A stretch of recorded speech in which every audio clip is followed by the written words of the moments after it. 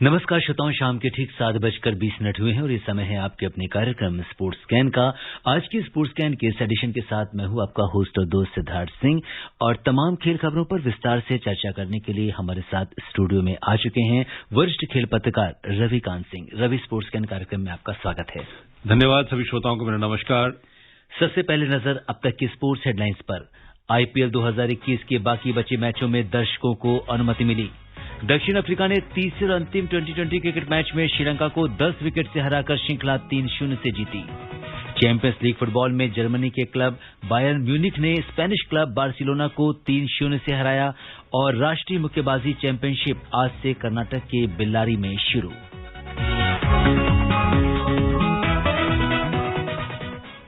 और सबसे पहले बात करते हैं आईपीएल की। आईपीएल 2021 के बाकी बचे मैच 19 सितंबर से यूएई में खेले जाएंगे। खास बात यह है कि अब इन मैचों में दर्शकों की उपस्थिति भी होगी। ज्यादा जानकारी के लिए सुनते हैं हमारे सहयोगी नवीन की ये रिपोर्ट। आईपीएल टूर्नामेंट के शुरू होने से पहले क्रिकेट प्रेमियों के लिए एक अच्छी खबर सामने आ रही है। आईपीएल के बाकी बचे मैचों को देखने के लिए दर्शकों को मैदान पर आने की अनुमति दी जाएगी। बीसीसीआई ने कहा कि कोविड प्रोटोकॉल और यूएई सरकार के नियमों को ध्यान में रखते हुए दुबई, शारजाह और अबू धाबी में खेले जाने वाले मैचों में सीमित संख्या में सीटें उपलब्ध होंगी। 2019 के बाद ये पहला मौका होगा जब आईपीएल के दौरान दर्शक मैदान पर नजर आएंगे। पिछले साल कोरोना महामारी के कारण भारत के बजाय यूएई में आईपीएल 13 का आयोजन किया गया था और सभी मुकाबले बिना दर्शकों के खेले गए थे। इस साल भी जब फेज 1 खेला गया था तो मैदान पर दर्शकों को आने की इजाजत नहीं मिली थी। बाद में कोरोना मामले सामने आने के बाद टूर्नामेंट को बीच में ही सस्पेंड कर दिया गया था। फेज 1 के सस्पेंड होने से पहले 29 मुकाबले खेले गए थे और बचे हुए शेष मैच 29 सितंबर से यूएई में खेले जाएंगे। नवीन सक्सेना, स्पोर्ट्स स्कैन। जी हां रवि, अगर हम देखें तो आईपीएल दर्शकों के लिए और जिस तरह से वहां का कलरफुल एनवायरनमेंट होता है उसके लिए जाना जाता है, तो कहीं ना कहीं खिलाड़ियों के मन पर भी इसका प्रभाव पड़ता है। और अब जबकि आईपीएल में दर्शकों की अनुमति मिल गई है, तो क्या कुछ कहेंगे इस बारे में? नहीं, बहुत अच्छा कदम है, लेकिन ये चीजें जो है वो क्रिकेट एडमिनिस्ट्रेटर्स के ऊपर निर्भर नहीं करती हैं। ये स्थानीय कोविड की स्थिति पर निर्भर करती हैं। और अभी चूंकि दुनिया भर में, कम से कम एशिया में, पश्चिम एशिया में ऐसा लग रहा है कि कोविड की स्थिति काफी हद तक नियंत्रण में है, तो इस कारण से दर्शकों को अनुमति मिली है स्टेडियम में आने की। सीमित संख्या में आएंगे, लेकिन शोर होगा, एक जिसे कहते हैं कि अच्छा माहौल बनेगा। बिल्कुल, अगर दर्शक आएंगे तो माहौल अच्छा रहेगा और कहीं ना कहीं खिलाड़ियों का भी उत्साहवर्धन होगा और वो आवाजें अब हमें सुनाई देंगी जो शायद आईपीएल के मैचेस में वो रिकॉर्डेड आवाजें होती थी, लेकिन अब हमें बिल्कुल सही माहौल मिलेगा और कहीं ना कहीं दर्शकों के आने से खेल पर भी थोड़ा बहुत असर पड़ेगा। बिल्कुल, इसमें कोई दो राय नहीं है कि जब खिलाड़ी मैदान में होते हैं तो और दर्शक जब हौसला अफजाई कर रहे होते हैं तो उनका उत्साह अपने आप बढ़ जाता है और खेल का स्तर भी थोड़ा सा उठता ही है। बिल्कुल, तो नजर रहेगी हमारी आईपीएल पर। आईपीएल के बचे हुए मैच 19 सितंबर से यूएई में खेले जाएंगे, लेकिन उससे पहले आईपीएल के 29 मैचों में क्या कुछ रहा, इसका लेखा जोखा लेकर हाजिर हैं हमारे सहयोगी आनंद। 3 मई को स्थगित होने से पहले आईपीएल के इस सीजन के 29 मैच खेले जा चुके हैं। अपने 8 में से 6 मैच जीतकर दिल्ली अंक तालिका में शीर्ष पर थी। दिल्ली के शिखर धवन सबसे ज्यादा रन बनाने वाले बल्लेबाज हैं, उन्होंने 380 रन बनाए थे। वहीं बैंगलोर के हर्षल पटेल सबसे ज्यादा विकेट लेने वाले गेंदबाज थे, उन्होंने 7 मैच में 17 विकेट लिए थे। सबसे ज्यादा बदलाव विराट कोहली की टीम में हुए हैं, तो राजस्थान, पंजाब और कोलकाता में भी नए खिलाड़ी दिखाई देंगे। करीब 4.5 महीने बाद जब दुनिया की सबसे चर्चित T20 लीग के बाकी मैच शुरू होंगे तो काफी कुछ बदला हुआ होगा। टीमें भारत नहीं बल्कि यूएई की पिचों पर खेलती दिखाई देंगी। कई टीमों का स्ट्रक्चर भी अलग होगा। ये देखना दिलचस्प होगा कि आईपीएल पार्ट 2 में ये खिलाड़ी किस तरह का प्रदर्शन करते हैं। आनंद श्रीवास्तव, स्पोर्ट्स स्कैन। जी हां, अब आईपीएल का जो फेज 2 है रवि, वो बहुत जल्दी शुरू हो रहा है और 19 सितंबर से यूएई में ये शुरू होगा। तो बहुत सारे बदलाव हो रहे हैं टीम्स के बीच में और एक तरह से देखें तो फेज 1 में जहां तक मैच हो चुका था उसके बाद से 29 मैच खेले जा चुके थे, अब बाकी के मैच खेले जाएंगे। किस तरह से आप देख रहे हैं? एक तो ये 2 चीज हुई कि फेजेस में मैच हुए, अब दूसरा फेज शुरू होगा तो उसका जो है टोटल इम्पैक्ट क्या होगा, और अब जो बाकी बचे मैच हैं उसके लिए टीम्स की जो रणनीति है वो क्या होगी? देखिए, सबसे पहली बात तो यह है कि सभी टीमों को पिछले साल आईपीएल इन्हीं पिचेस पे खेलने का अनुभव है जी। जाहिर है कि जो फर्स्ट फेज 1 था वो भारत में खेला गया था और सीमित जगहों पे खेला गया था, चेन्नई, मुंबई, अहमदाबाद, दिल्ली। तो इस कारण से इन पिचों की जो स्थिति है वो यूएई की पिचेस से काफी अलग है जी। तो इस कारण से टीमों को अपनी स्ट्रैटेजी दोबारा बनानी पड़ेगी। शुरू के मैचेस में आप स्पिनर्स का इस्तेमाल कम देखेंगे, खासतौर पे शारजा में तो बिल्कुल ही कम, क्योंकि छोटा ग्राउंड है। वहां पे छक्के हमने देखे थे किस तरह से पड़ रहे थे, मिस हिट भी जा रहे थे छक्के। लेकिन जैसे जैसे टूर्नामेंट आगे बढ़ेगा, 5, 6, 8 दिन के बाद पिचेस में थोड़ा वेयर एंड टेयर आने लगेगा। आप कुछ भी कर लें, स्पिनर्स फिर उसके बाद अपना जलवा दिखाना शुरू करेंगे। तो जाहिर है कि सभी टीमें इस बात पर नजर रख रही हैं कि उन्हें थोड़े से तेज गेंदबाज और स्पिनर्स दोनों का एक मिश्रण चाहिए, तभी जाके कामयाबी मिल पाएगी। बिल्कुल। और अगर अंक तालिका में हम देखें तो 8 में से 6 मैच जीतकर दिल्ली जो है वो शीर्ष पर है और दिल्ली के शिखर धवन ने सबसे ज्यादा रन बनाए हैं 380 रन और हर्षल पटेल सबसे ज्यादा विकेट लेने वाले गेंदबाज थे। 7 मैच में 17 विकेट लिए थे। और अब जबकि कुछ टीमें अपने खिलाड़ियों में बदलाव भी कर रही हैं और चूंकि भारत में आधे मैच हुए और अब यूएई में होने वाले हैं, तो जैसा आपने कहा कि थोड़ा सा वो इसके पहले चूंकि आईपीएल खेल चुके हैं खिलाड़ी वहां पे, तो अनुभव तो है, लेकिन चूंकि आधा मैच भारत में हुआ है, अब दोबारा से उनको वहां के हिसाब से देखना होगा। नहीं, वहां के हिसाब से देखना ही नहीं होगा, आपको अपनी स्ट्रैटेजी बदलनी पड़ेगी। जिस स्ट्रैटेजी से आप खेल रहे थे भारत में, वो स्ट्रैटेजी वहां पे कामयाब नहीं होगी, ये बात तय है। क्योंकि यहां पे ओस का भी असर दिख रहा था, वहां पे ओस का असर लगभग ना के बराबर होता है। शाम तक कभी सितंबर अक्टूबर के महीने में ओस ना के बराबर पड़ती है। गर्मी इतनी ज्यादा होती है कि शाम ढलने के बावजूद ओस नहीं बैठती है, तो ओस का असर ना के बराबर होगा। इस कारण से बॉल में फिसलन कम होगी। लेकिन आपको यह ध्यान रखना पड़ेगा कि सारे ग्राउंड्स एक साइज के नहीं हैं जी। तो आप डिपेंड करता है कि आप किस मैदान पे खेल रहे हैं, आपका मैच किसके खिलाफ है, उनमें बिग हिटर्स कौन से हैं, इन बातों का ध्यान रखना पड़ेगा। फिर आपके डेथ बॉलर्स कितना कामयाब होते हैं, और हमने देखा है कि अच्छे से अच्छे बॉलर मार खा जाते हैं। तो ये बहुत अब एक इसे कहते हैं ना, टीम मैनेजमेंट के लिए बहुत बड़ी चुनौती हो गई है।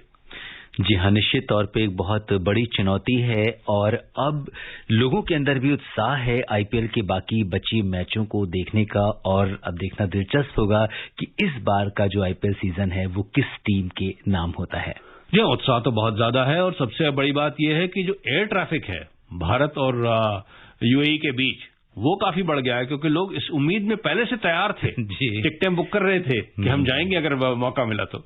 बिल्कुल, तो उम्मीद है कि अब तो दर्शक भी आएंगे और आईपीएल अपने नए रंग में दिखेगा।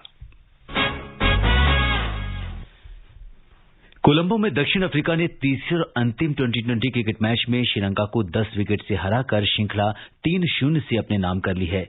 क्या कुछ हुआ इस मैच में, बता रहे हैं हमारे सहयोगी आनंद श्रीवास्तव। दक्षिण अफ्रीका ने तीसरे और अंतिम 2020 क्रिकेट मैच में श्रीलंका को 10 विकेट से करारी शिकस्त दी। श्रीलंका ने टॉस जीतकर बल्लेबाजी करते हुए 20 ओवर में 8 विकेट पर 120 रन बनाए। कुशल परेरा ने सबसे ज्यादा 39 रन की पारी खेली, जबकि चमीरा करुणारत्ने 24 रन बनाकर नाबाद रहे। कप्तान दासुन शनाका ने 18, अविष्का फर्नांडो ने 12 और कामिंदु मेंडिस ने 10 रन बनाए। दक्षिण अफ्रीका की ओर से जॉर्न फोर्टुइन और कगिसो रबादा ने 2-2, जबकि एडन मार्क्रम, केशव महाराज और वियान मुल्डर ने 1-1 विकेट लिया। जवाब में दक्षिण अफ्रीका ने 15वें ओवर में बिना विकेट खोए 121 रन बनाए। क्विंटन डिकॉक ने नाबाद 59 और रीजा हेंड्रिक्स ने नाबाद 56 रन की पारी खेली। De Kock player of the match और प्लेयर ऑफ द सीरीज चुने गए। आनंद श्रीवास्तव, स्पोर्ट्स स्कैन। जी हाँ, तो अगर हम देखें तो दक्षिण अफ्रीका ने शानदार प्रदर्शन किया है। 3-0 से श्रृंखला रवि अपने नाम की है और काफी अगर हम देखें तो श्रीलंका की जो टीम है वो काफी दबाव में दिखी पूरे मैच के दौरान, पूरी श्रृंखला में ही। और जिस तरीके से प्रदर्शन किया है दक्षिण अफ्रीका ने, वो वाकई में काबिल तारीफ है। इसमें कोई दो राय नहीं है कि आप एक दूसरे देश में जाकर और इस तरह से हावी हो जाते हैं, ये दक्षिण अफ्रीका की टीम ने करके दिखाया। और क्विंटन डिकॉक ने जिस तरह से लीड किया है टीम को टॉप ऑफ द ऑर्डर में, वो बहुत ही सराहनीय है। और इससे उन्हें अब जो आईसीसी T20 वर्ल्ड कप, जो कि आईपीएल के तुरंत बाद खेला जाएगा, वहीं यूएई में ही, उसके लिए काफी मजबूत माना जाएगा खिताब का दावेदार। जी हाँ, और अगर जो अंतिम जो 2020 क्रिकेट मैच था उसमें भी देखें तो एक काफी मतलब 10 विकेट से हराना जो है वो काफी बड़ा अंतर होता है। 10 विकेट से ज्यादा मुझे वो अंतर दिख रहा है 5 ओवर का। जी, 5 ओवर मतलब कि आप अभी जो आखिरी 5 ओवर हैं उसे हम 60 से 70 रन का मान के चलते हैं जी। तो उसका उतना बड़ा फर्क अगर आप देखें तो ये बहुत बड़ी जीत है कि आपने 5 ओवर रहते ही मैच को जीत लिया, और ये दिखा रहा है कि कितना प्रोफेशनल तरीके से साउथ अफ्रीका ने इस छोटे से टारगेट को अप्रोच किया था। जी, तो आपको क्या कुछ लग रहा है कि कहां पे श्रीलंका से चूक हुई जो पूरी ही श्रृंखला के दौरान वो अच्छा प्रदर्शन नहीं कर सके? श्रीलंका से चूक से ज्यादा मुश्किल यह है कि उनके पास अभी एक रीबिल्डिंग फेज है, और ये रीबिल्डिंग फेज पिछले 1 साल से चल रहा है, लेकिन मुश्किल यह है कि अब तक वो सही कॉम्बिनेशन नहीं ढूंढ पाए हैं। कई खिलाड़ी आए, कई गए, कई कप्तान बदले गए, तो काफी बदलाव हो रहे हैं लगातार एक के बाद एक। अब देखना यह है कि टीम कैसे सेटल करती है आगे आने वाले मैचों में, क्योंकि आईसीसी T20 वर्ल्ड कप में उन्हें क्वालिफाई करना है। जी हाँ, और डी कॉक हमेशा की तरह प्लेयर ऑफ द मैच और प्लेयर ऑफ द सीरीज चुने गए हैं। अपने अच्छे प्रदर्शन से उन्होंने श्रीलंका को काफी मदद करी दक्षिण अफ्रीका को मैच जीतने के लिए। ये और यूं ही नहीं, उनको बेबी फेस्ड असैसिन कहते हैं। बड़े मासूम सा चेहरा है उनका, लेकिन जब बॉलर्स की पिटाई करनी शुरू करते हैं तो बिल्कुल से कहते हैं ना कि रहम नहीं करते। तो इस कारण से as an opener Adam Gilchrist के बाद इस तरह का एक एक्सप्लोसिव विकेटकीपर ओपनर दूसरा आया है विश्व क्रिकेट में, और वो दिखा रहा है कितने इफेक्टिव हैं। एक बार चल पड़े तो बड़ी मुश्किल कर डाल देते हैं। बात करते हैं फुटबॉल की। चैंपियंस लीग का 30वां सीजन शुरू हो गया है। चैंपियंस लीग फुटबॉल ग्रुप ई में जर्मनी के क्लब बायर्न म्यूनिख ने स्पेनिश क्लब बार्सिलोना को 3-0 से हराया। कई वर्षों बाद बार्सिलोना की टीम चैंपियंस लीग के मैदान में बिना लियोन मेसी के उतरी थी। क्या कुछ होने वाला है चैंपियंस लीग में, बता रहे हैं हमारे सहयोगी नवीन सक्सेना।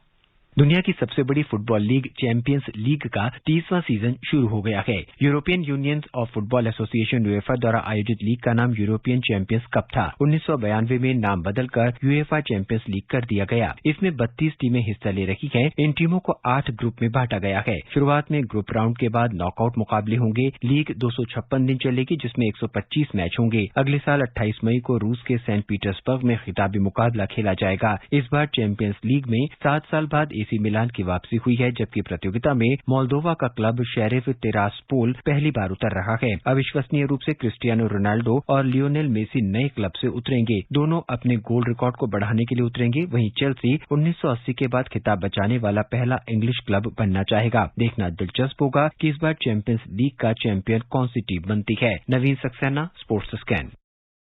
जी हाँ, अगर हम देखें तो ग्रुप ई में जर्मनी के क्लब बायर्न म्यूनिख ने स्पेनिश क्लब बार्सिलोना को 3-0 से हराया, और जैसा कि लियोनेल मेसी की जो कमी थी वो कहीं ना कहीं सही मायने में कहें तो बार्सिलोना के सितारे गर्दिश में। जी, एक तो कि वो लियोनेल मेसी के साथ करार को आगे बढ़ा नहीं पाए। अब जो खिलाड़ी सिर्फ आपके ही क्लब की ओर से प्रोफेशनल फुटबॉल खेला है 21 साल तक, उसे आपने फ्री ट्रांसफर पे जाने दिया, तो आपको पैसे का भी नुकसान हुआ, और दुनिया के सर्वश्रेष्ठ खिलाड़ियों में से एक माना जाने वाला उसे आपने फ्री ट्रांसफर पे जाने दिया।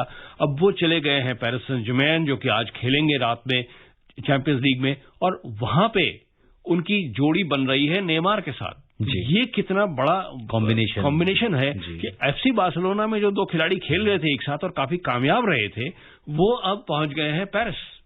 जी हाँ, तो शायद इसी का जो खामियाजा था वो बार्सिलोना को भुगतना पड़ा, और 3-0 से कहीं ना कहीं एक बहुत बड़ा अंतर है फुटबॉल की दुनिया में। और बार्सिलोना जैसे, क्योंकि एक बहुत ही मतलब ये जो क्लब है ये अपने आप में जिसे हम कहें कि एक सिनोनिम माना जाता है फुटबॉल का, तो कोई इसका पता नहीं। जो कैटलान इलाका है स्पेन का, उसका उस इलाके का जायंट समझा जाता है एफसी बार्सिलोना को, और ये इनकी उसे कहते हैं कि नो कांप एक इनका गढ़ है कि कोई भी टीम नो कांप में जाके जीते, ये बहुत बड़ी कामयाबी होती है। और बायर्न म्यूनिख ने वो कर दिखाया कि बार्सिलोना के गढ़ में पहुंच के नो कांप में आपने जाके बार्सिलोना को हराया। ये बहुत बड़ी कामयाबी है यूरोपियन फुटबॉल में। जी, और आज इंटर मिलान और रियल मैड्रिड आमने सामने होंगी, जबकि फ्रांस की पेरिस सेंट जर्मेन यानी PSG का सामना बेल्जियम के क्लब ब्रुज से होगा। लिवरपूल का मुकाबला इंटर मिलान से, जबकि एटलेटिको मैड्रिड और FC पोर्टो आमने सामने होंगी। तो ये भी अहम मुकाबले आज होने हैं। और जैसा कि आपने कहा कि जो PSG है वो खास टीम बन चुकी है, बहुत ही खास टीम बन चुकी है, क्योंकि आपके पास जब दुनिया के नामी गिरामी स्ट्राइकर्स मौजूद हों तो कोई भी डिफेंस जो है उससे घबराएगा, क्योंकि आप एक को रोक सकते हैं, लेकिन दोनों खिलाड़ियों को रोकने के लिए आप कितने डिफेंडर्स लगाएंगे, ये बड़ी मुश्किल की बात है। और दोनों ही बहुत ही अपने तरीके से बहुत ही अच्छे अटैकर्स ही नहीं है, बल्कि अच्छे प्ले मेकर भी हैं। खुद गोल ना करें, गोल क्रिएट भी करते हैं। जी, तो इस पर हमारी नजरें बनी रहेंगी। बात करते हैं मुक्केबाजी की। राष्ट्रीय मुक्केबाजी चैंपियनशिप आज से कर्नाटक के बेल्लारी स्थित इंस्पायर इंस्टीट्यूट ऑफ इंडिया में शुरू हो गई है।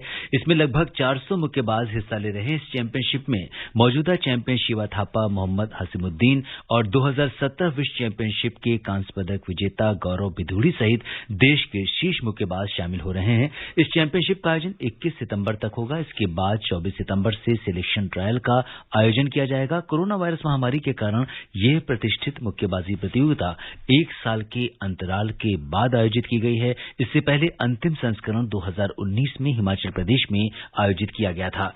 आने वाली चैंपियनशिप मुक्केबाजों के लिए भी एक बड़ा अवसर प्रदान करेगी, क्योंकि स्वर्ण पदक विजेता को आगामी 2021 AIBA elite mains world boxing championship में देश का प्रतिनिधित्व करने के लिए चुना जाएगा। ये चैंपियनशिप 24 अक्टूबर से सर्बिया के बेलग्रेड में आयोजित होने वाली है। तो सभी मुक्केबाज जो हैं यहाँ पे पहुंच चुके हैं और इनका जो ये आज से जो है चैंपियनशिप शुरू हो रही है। बहुत बहुत बड़ी चुनौती है, क्योंकि पिछले साल ओलंपिक ईयर होने के कारण नेशनल चैंपियनशिप्स को डिले किया गया था, लेकिन ओलंपिक्स खुद डिले हो गए 1 साल, तो इस कारण से नेशनल चैंपियनशिप पे काफी मुश्किलें आ गई थी। लेकिन अब दोबारा इसे कहते हैं कि एक रीस्टार्ट हो रहा है सीजन बॉक्सिंग का। जो पुरानी बातें हैं वो खत्म हो गई, जो निराशा हुई ओलंपिक्स की वो सब बीती बातें हैं। अब नए सिरे से शुरुआत करनी, क्योंकि हमें नहीं भूलना चाहिए अगले साल एशियन गेम्स भी हैं। जी बिल्कुल, तो ये मुझे लगता है कि इससे काफी कुछ मदद मिलने वाली है।